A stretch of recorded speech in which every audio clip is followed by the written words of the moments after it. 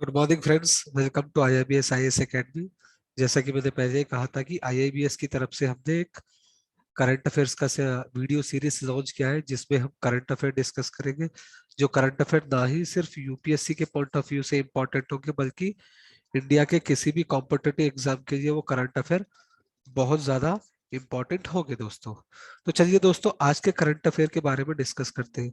दोस्तों, अगर आज के करंट अफेयर के बारे में अगर मैं बात किया जाऊं, तो आज हम डिस्कस करने वाले हैं कि फ्यूजिटिव इकोनॉमिक ऑफेंडर। ठीक है, फ्यूजिटिव इकोनॉमिक ऑफेंडर कौन होता है, और ये रिसेंटली जो है ना करंट अफेयर और हाल ही में चर्चा में क्यों है। दोस्तों, हाल ही में जो हमारे यूनियन फाइनेंस मिनिस्टर है निर्मला सीतारमण, ठीक है, उन्होंने लोकसभा में ये बयान दिया है कि बैंक, जितने भी पब्लिक सेक्टर बैंक है, उन्होंने कुल मिलाकर 13,000 करोड़ से ज्यादा संपत्ति, ठीक है, बेच दी है। किसकी? विजय माल्या, नीरव मोदी और मेकुल चौकसी की। दोस्तों, आपको पता ही होगा, विजय माल्या, नीरव मोदी और मेकुल चौकसी ये वो बिजनेसमैन हैं जो भारतीय पब्लिक सेक्टर बैंक से कर्ज लिए हैं और कर्ज ना चुकाते हुए और ये देश छोड़कर चले गए हैं। ठीक है, तो सरकार ने क्या किया है, इन बिजनेसमैनों की, जो डिफॉल्टर है, बैंक डिफॉल्टर या लोन डिफॉल्टर, उनकी संपत्ति जब्त कर दी है और सरकार उनकी संपत्ति बेचते जा रही है, सो दैट बैंक का कर्ज घटता जाए। ठीक है, जो जिन्होंने ये कर्ज लिया है, उनका कर्ज जो है ना, मतलब पे किया जाए, डेट क्लियर होता जाए। ठीक है, तो यही निर्मला सीतारमण ने बताया है कि लोकसभा में कि 13,000 करोड़ से ज्यादा संपत्ति जो है इन तीन बिजनेसमैन की बेच दी है। तो दोस्तों, सवाल ये बनता है, क्या सरकार के पास अधिकार है कि किसी भी बिजनेसमैन की संपत्ति को जब्त कर दे और बेच दे? क्या ये सरकार ऐसा कर सकती है? क्या कोई कानून है इंडिया में जो ऐसा अलाउ कर सकता है सरकार को कि ऐसा करे? ठीक है दोस्तों, तो दोस्तों मैं ये बता दूं, एक कानून है इंडिया में जिसको कहा जाता है फ्यूजिटिव इकोनॉमिक ऑफेंडर एक्ट। उस एक्ट के बारे में हम इस वीडियो में पढ़ेंगे। ठीक है, तो दोस्तों, सरकार के पास ये अधिकार होता है कि कोई भी व्यक्ति, ठीक है, कोई भी व्यक्ति जो इकोनॉमिक ऑफेंस किया हो या किसी बैंक से कर्ज लिया हो और वो कर्ज जो है ना वापस नहीं दिया हो और वो देश छोड़कर चला गया हो, ठीक है, तो उसको कहा जाता है फ्यूजिटिव इकोनॉमिक ऑफेंडर। ठीक है दोस्तों, तो अगर कोई व्यक्ति फ्यूजिटिव इकोनॉमिक ऑफेंडर डिक्लेयर होता है या घोषित होता है, तब केंद्रीय सरकार के पास अधिकार है कि उस फ्यूजिटिव इकोनॉमिक ऑफेंडर की संपत्ति को जब्त करे और बेच दे, और जितना पैसा आएगा बेचने के बाद, ठीक है, उस पैसे को बैंक को वापस दे दे कर्ज के तौर पर। ठीक है दोस्तों, तो सेंट्रल गवर्नमेंट के पास ये अधिकार है, केंद्रीय सरकार के पास। ठीक है, जैसा कि ये विजय माल्या, नीरव मोदी और मेहुल चौकसी, ये तीनों फ्यूजिटिव इकोनॉमिक ऑफेंडर घोषित किए गए।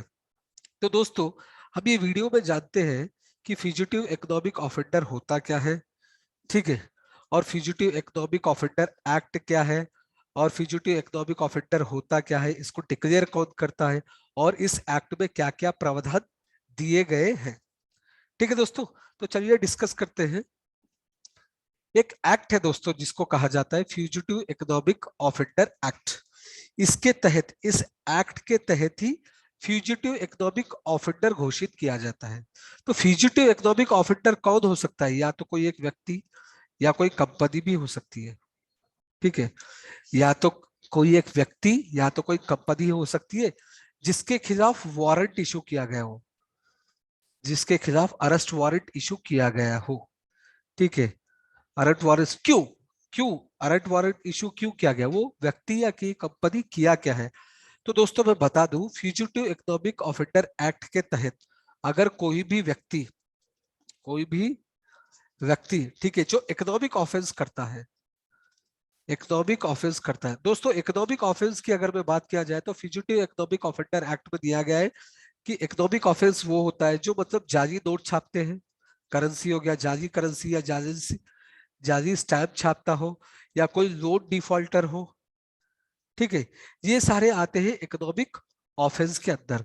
तो कोई भी व्यक्ति जो इकोनॉमिक ऑफेंस करता है और वो इकोनॉमिक ऑफेंस की वैल्यू 100 करोड़ या 100 करोड़ से ज्यादा हो, ठीक है दोस्तों, ध्यान दीजिएगा, ये पॉइंट बहुत बहुत इंपॉर्टेंट है।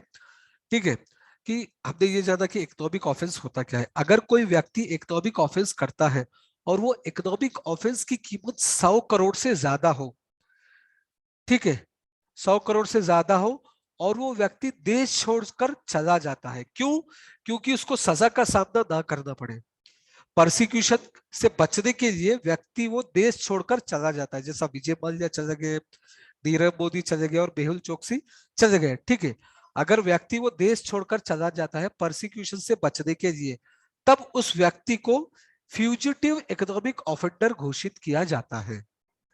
ठीक है दोस्तों, तो दोस्तों आपको समझ आया होगा कि फ्यूजिटिव इकोनॉमिक ऑफेंडर किसे कहते हैं। तो सिंपल सरल भाषा में अगर हम समझे तो फ्यूजिटिव इकोनॉमिक ऑफेंडर वो व्यक्ति होता है, ठीक है, जिसने 100 करोड़ से ज्यादा का इकोनॉमिक ऑफेंस किया हो और वो देश छोड़कर चला गया हो, किसी विदेश में जाकर रह रहा हो सजा से बचने के लिए।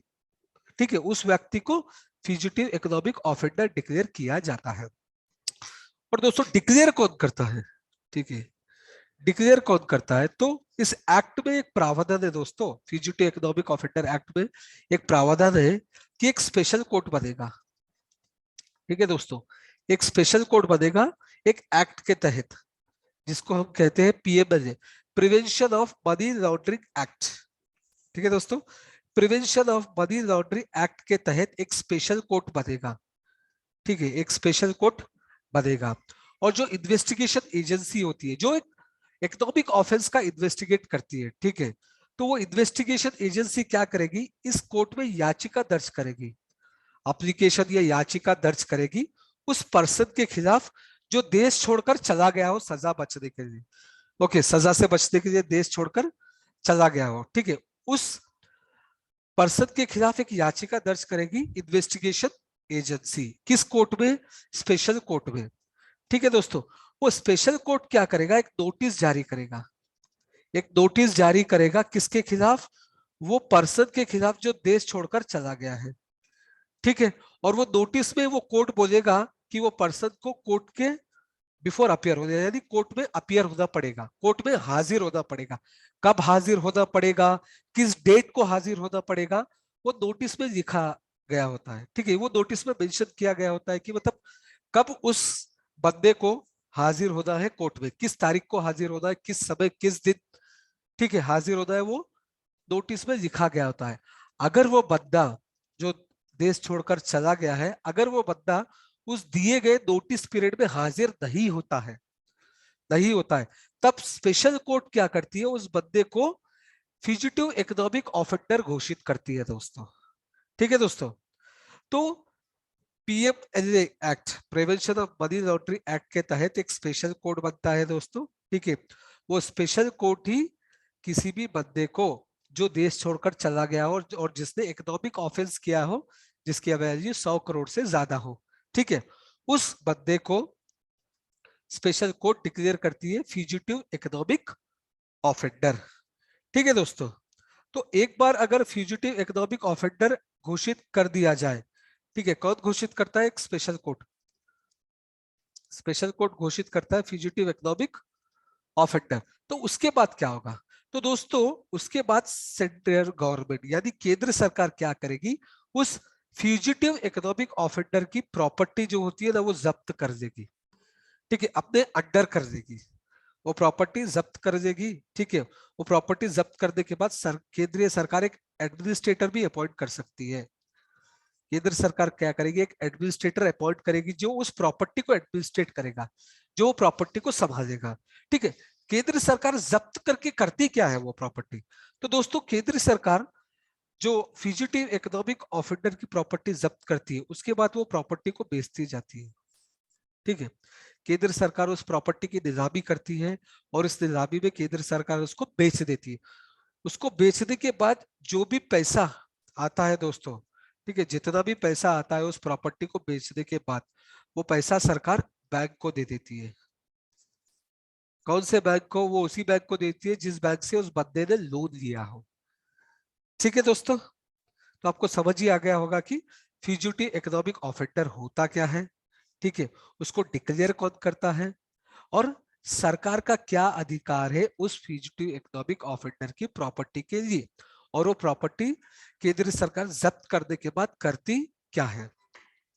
ठीक है दोस्तों, तो एक और बात जरूरी है दोस्तों कि इस एक्ट में, फ्यूजिटिव इकोनॉमिक ऑफेंडर एक्ट में ये भी लिखा गया है, साफ साफ शब्दों में ये लिखा गया है दोस्तों, कि जो बंदा जिसको फ्यूजिटिव इकोनॉमिक ऑफेंडर डिक्लेयर किया गया है उसके पास कोई अधिकार नहीं है कि वो सिविल क्लेम कर सके। उसकी प्रॉपर्टी जब्त की गई, ठीक है, अगर केंद्र सरकार उसकी प्रॉपर्टी जब्त करती है तब उस फ्यूजिटिव इकोनॉमिक ऑफेंडर के पास कोई अधिकार नहीं है कि वो केंद्रीय सरकार के खिलाफ केस फाइल करे या याचिका दर्ज करे कि केंद्र सरकार ने उसकी प्रॉपर्टी जब्त कर ली है। ठीक है दोस्तों, तो ये था, ये पॉइंट भी बहुत जरूरी है दोस्तों। ठीक है, हमें याद रखना चाहिए कि फ्यूजिटिव इकोनॉमिक ऑफेंडर होता कौन है, उसको डिक्लेयर कौन करता है। ठीक है, डिक्लेयर करने के बाद केंद्रीय सरकार का अधिकार क्या है, केंद्र सरकार करती क्या है, उसकी प्रॉपर्टी जब्त करने के बाद ठीक है क्या होता है, क्या उस फ्यूजिटिव इकोनॉमिक ऑफेंडर के पास अधिकार है कि वो उसकी प्रॉपर्टी जब्त होने के बाद वो केंद्रीय सरकार के खिलाफ याचिका दर्ज करे। ठीक है, तो दोस्तों मैं बता दूं कि इस एक्ट में साफ साफ शब्दों में लिखा गया है कि फ्यूजिटिव इकोनॉमिक ऑफेंडर जो होता है उसके पास कोई अधिकार नहीं होता है कि वो किसी भी कोर्ट में याचिका दर्ज करे कि उसकी प्रॉपर्टी केंद्र सरकार ने जब्त की है। ठीक है दोस्तों, तो दोस्तों ये रहा था फ्यूजिटिव इकोनॉमिक ऑफेंडर एक्ट और फ्यूजिटिव इकोनॉमिक ऑफेंडर। ठीक है, पर्सन होता क्या है, ठीक है, और वो डिक्लेयर कौन करता है, डिक्लेरेशन, और डिक्लेरेशन करने के बाद होता क्या है, और फ्यूजिटिव इकोनॉमिक ऑफेंडर का अधिकार क्या है। ठीक है दोस्तों, तो दोस्तों अगर आपको वीडियो पसंद आया तो लाइक कीजिए, हमारे चैनल को सब्सक्राइब कीजिए। ठीक है, और आप चाहते हो कि मैं किसी भी एक स्पेसिफिक टॉपिक पे एक वीडियो बनाऊं तो प्लीज प्लीज कमेंट करके जरूर बताइए। ठीक है दोस्तों, धन्यवाद दोस्तों।